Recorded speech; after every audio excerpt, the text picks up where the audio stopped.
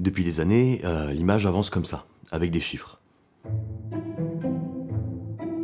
HD, Full HD, 4K, 6K, 8K, et puis il y a l'open gate, les recadrages verticaux, les workflows hybrides, et cette sensation permanente d'acheter un outil déjà en retard sur ce qui arrive.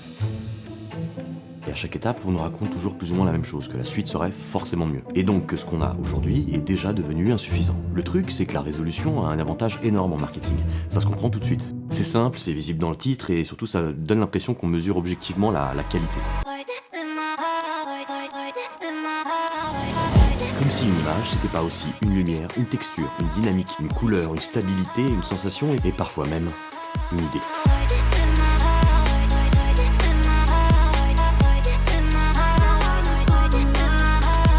Je pense qu'il y a un piège assez moderne dans notre manière d'aborder le matériel aujourd'hui. On finit par croire que la qualité d'une caméra se lie dans ce qu'elle serait capable de nous apporter dans le futur. C'est en quelque sorte acheter un remède, un antidote à l'obsolescence. Et je comprends très bien cette angoisse, je l'ai aussi, clairement. Parce qu'au moment où je regarde une caméra 4K, je pense immédiatement à tout ce qu'elle n'a pas. Pas de 6K, pas de 8K, pas d'open gate, moins de marge pour recadrer, en quelque sorte moins de latitude mentale qui me permet de me dire « Ah, vas-y, je suis large ». Le problème là-dedans, c'est que je regarde plus vraiment la caméra, mais je regarde d'abord le manque. Et parfois, on oublie complètement une chose essentielle. Est-ce que cette caméra que je vais acheter va tout simplement me permettre de tourner mieux? Elle peut être donc entre guillemets limitée sur le papier, mais elle peut aussi me permettre de tourner plus vite, plus librement et de manière plus agile. Et c'est précisément là que je trouve que la discussion elle devient assez intéressante, parce que finalement il y a que deux manières de choisir une caméra. La première, c'est de partir du principe qu'il faut qu'elle me donne la marge nécessaire dans le futur, et la seconde, c'est de choisir celle qui correspond le mieux à la réalité de notre travail actuel. C'est donc, encore une fois, est-ce que je peux sortir la caméra vite? Est-ce que je peux exposer vite? Est-ce que je peux filtrer vite? Est-ce que je peux travailler longtemps? Est-ce que je peux être prêt quand il se passe quelque chose?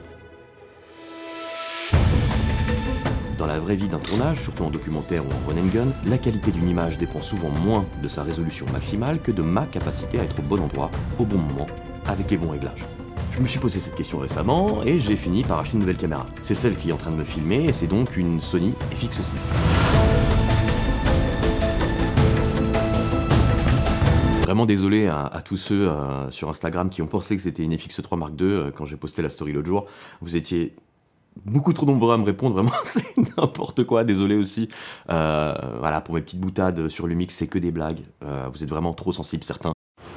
Font des caméras, Lumix? Aucune de ces marques actuellement ne me donne l'heure, hein, je préfère vous le dire. C'est vraiment pas si sérieux que ça finalement, hein, les caméras. Et j'ai absolument aucune information sur une FX3 Mark II, évidemment. Je vais pas rentrer dans le détail de la Sony FX6, si vous voulez que j'en reparle, j'en reparlerai dans une autre vidéo, mais c'est une caméra que j'ai achetée pour des raisons complètement et à 100% pragmatiques. Donc je pourrais en parler dans une autre vidéo, mais ce qui nous intéresse vraiment aujourd'hui, c'est ce que le réel raconte vraiment. Pas le réel des annonces, pas le réel des nouveautés, le vrai réel. Celui du terrain, celui de ce qu'on utilise, de ce qu'on diffuse, de là où on regarde, et de ce que par exemple les plateformes considèrent toujours, encore aujourd'hui, comme le haut du panier, à savoir la 4K. Parce que si la 4K était déjà devenue obsolète, on serait déjà en train de le voir partout. Sur Netflix, par exemple, le palier premium reste toujours formulé autour de la 4K Ultra HD.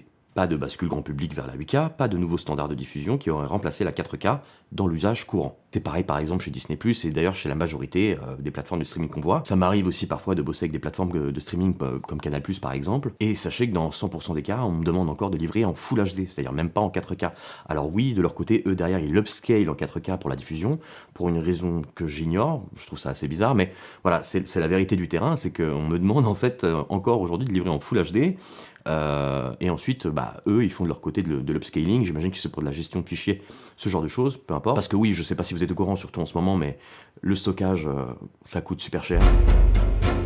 Et bref, je trouve tout ça assez parlant. YouTube, c'est vrai, accepte la 8K. Donc oui, effectivement, cette technologie, elle existe déjà. Mais ce qui est intéressant, c'est que la 4K reste encore aujourd'hui totalement, et pour encore de nombreuses années, dans le réel, dans les usages réels au quotidien de la plupart des gens. Et puis il y a le monde des réseaux sociaux qui raconte encore autre chose, où là, on va aller chercher davantage de la déformation d'image, entre guillemets, c'est-à-dire que, vous le savez, hein, on recroppe en 9/16 pour remplir tout l'écran des téléphones. Et donc ce qui compte, c'est vraiment la lisibilité, c'est de remplir le maximum d'espace. Là encore, la logique dominante, C'est pas tant la résolution. Alors, oui, vous allez me dire: «Bah oui, mais si j'ai plus de résolution, je peux, cropper davantage», mais enfin, sincèrement, même en 9/16, je sais pas qui va, livrer des choses, dans des résolutions plus hautes que 1080 par 1920. Ça peut arriver, pourquoi pas, parfois, mais même la plupart des écrans de nos téléphones ne sont même pas capables de lire ça et puis de toute façon avec la compression, des réseaux sociaux et cetera, en vrai, ça sert pas à grand chose et je me demande d'ailleurs si c'est même pas plutôt recommandé par Instagram de livrer, dans une, qualité, dans une résolution pardon un peu moins importante, que ce qu'on aurait tendance à penser. Justement pour éviter de la compression, blablabla, vous avez compris. Et si on descend encore d'un cran, par exemple, jusqu'à aller dans nos salons, dans nos télés, la plupart des télés que vous allez voir, sont aujourd'hui effectivement en 4K. C'est rarissime, d'en voir dans des salons, plus hautes.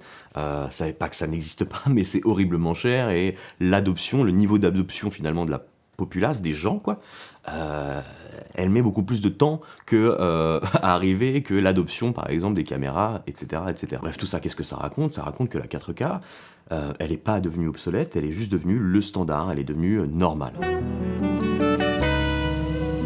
Maintenant, évidemment, soyons honnêtes, il y a des cas de figure, beaucoup même, où filmer dans des résolutions plus grandes pour livrer peut-être par exemple après en 4K ou en Full HD, peu importe, est réellement nécessaire. Si on stabilise en post par exemple et qu'on veut livrer en 4K, effectivement c'est toujours un peu mieux d'avoir un peu plus de résolution. Si on fait des VFX, si on fait du compositing, si on fait du tracking, si on livre pour du cinéma, pour du broadcasting haut de gamme, pour du grand écran, enfin bref, ce genre de choses, il y a alors un vrai argument pour aller capter au-delà de 4K. Évidemment. Ça c'est réel et je vais pas faire semblant que ça n'existe pas. Mais la vraie question derrière, c'est pas est-ce que la 6K et la 8K ça existe et c'est utile? La réponse est évidemment oui. La vraie question c'est est-ce que moi, dans mon travail, aujourd'hui, j'ai réellement besoin de cet usage? Et si la réponse honnête c'est non, pas vraiment, je peux m'en passer, mais c'est du au cas où, alors il y a fort à parier que c'est plus un besoin technique, mais plutôt une assurance psychologique. Alors tout ça veut pas dire qu'il faut pas acheter une caméra capable de plus. J'ai moi-même une Nikon ZR qui est capable de filmer en 6K, etc., etc. Donc non, je pense pas que la 4K soit morte, je pense qu'elle s'est juste installée dans cette espèce de zone étrange de normalité où en fait elle n'impressionne plus personne, mais où elle reste dans les faits extrêmement pertinente. Le vrai danger, c'est pas de filmer en 4K, le vrai danger c'est de penser que la qualité d'une image et d'un rendu est assujettie directement et uniquement à la résolution. Parce qu'à force de regarder des chiffres, on finit parfois par oublier complètement ce qu'on cherchait à faire à la base. C'est pas juste enregistrer plus, mais c'est regarder mieux, choisir mieux et filmer mieux. Et ça, aucune fiche technique ne peut le faire à notre place. Merci d'avoir regardé. Si ça vous a plu, eh bien, lâchez un commentaire, lâchez un like, abonnez-vous. Je crois qu'on est genre à 5 personnes d'être à 10 000 abonnés. Je crois que je suis à 9 995, un truc comme ça. Donc abonnez-vous s'il vous plaît. Et puis n'oubliez pas d'appeler votre maman. Vous les manquez.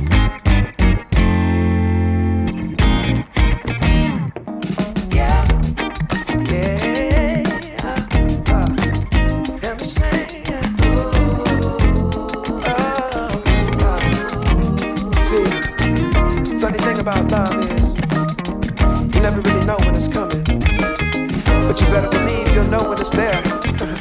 True story. I must have been searching, though I wasn't looking for much. Checking out the scene, wasn't trying to get my numbers up. You know I keep it cool. I prefer to stay in the cut. Don't want no attention on me when I'm trying to shake the blues up off me. But then I saw your face, it caused my heart to race. Girl, you're looking like $1,000,000. Something about the way you strut your stuff. Ah putain.